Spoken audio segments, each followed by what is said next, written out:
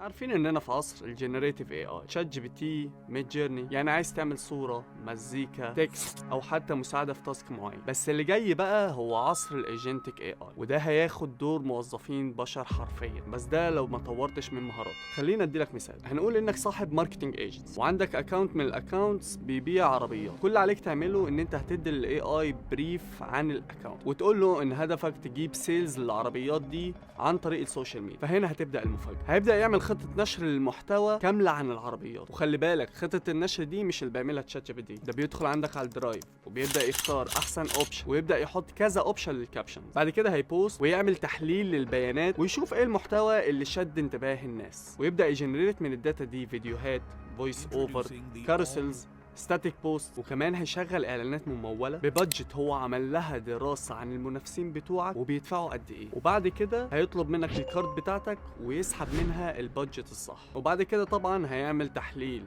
للاعلانات دي ويشوف ايه اللي يكمل وايه اللي لا، وطبعا هيعمل الاعلانات دي على المنصات الصح، وفي الاخر هيديلك ريبورت عن كل اللي حصل. شفت ازاي؟ قول لنا بقى ده هتستخدمه في ايه.